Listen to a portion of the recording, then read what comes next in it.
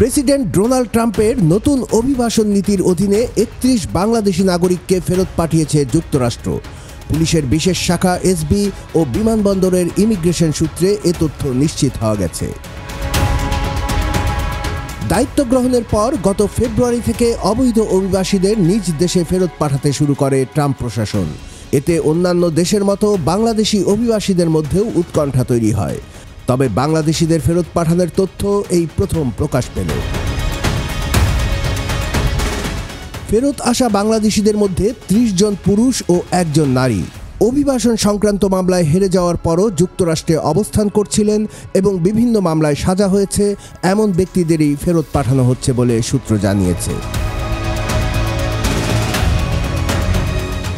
ঢাকায় যাদের পাঠানো হয়েছে তাদের মধ্যে ৩ জনকে এসকর্ট বা বিশেষ নিরাপত্তা সহ পৌঁছে দিয়ে গেছে যুক্তরাষ্ট্রের বিশেষ নিরাপত্তা বিভাগের কর্মীরা। বাকি বাংলাদেশিদের সাধারণ যাত্রীর মতোই পাঠানো হয়েছে।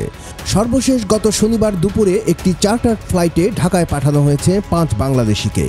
ফ্লাইটটি একই ধরনের যাত্রী নিয়ে নেপাল হয়ে বাংলাদেশে আসে।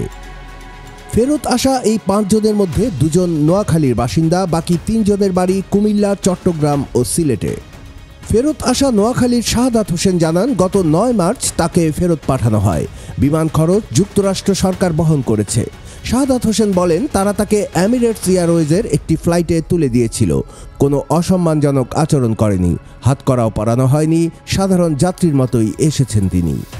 শাহাদাত যুক্তরাষ্ট্রের সাধারণ অ্যাসাইলাম চেয়েছিলেন, তা মঞ্জুর না হওয়ায় তাকে ফেরত পাঠানো হয়।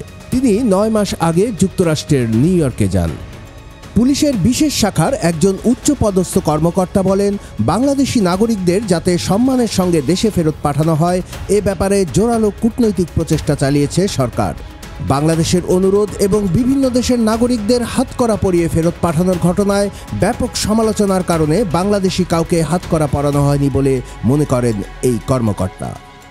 ওই প্রক্রিয়ার সঙ্গে যুক্ত এক কর্মকর্তা বলেন, যুক্তরাষ্ট্রে কতজন বাংলাদেশি অবৈধ হয়ে পড়েছেন তার কোনো সুনির্দিষ্ট সংখ্যা এখনও জানাতে পারেনি সরকার। কেউ অবৈধ হিসেবে চিহ্নিত হলে সেই নাগরিকদের তথ্য যুক্তরাষ্ট্রে বাংলাদেশ দূতাবাসকে জানায় তারা।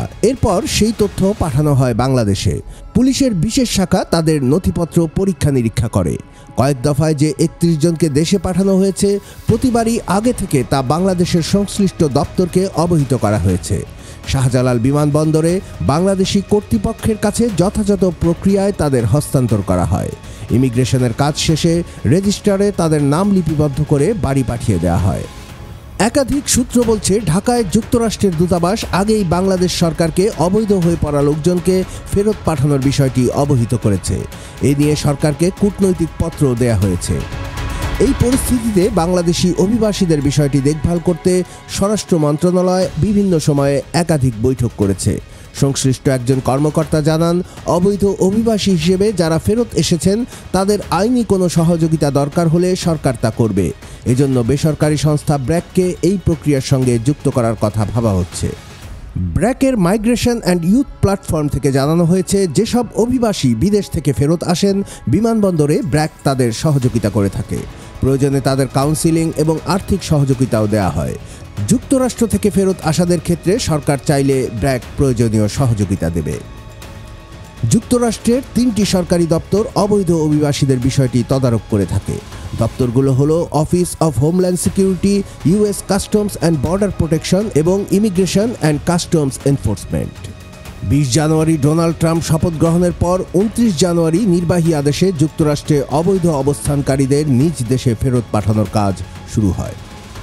কুমিল্লার কাগজ, নিউজ ডেস্ক।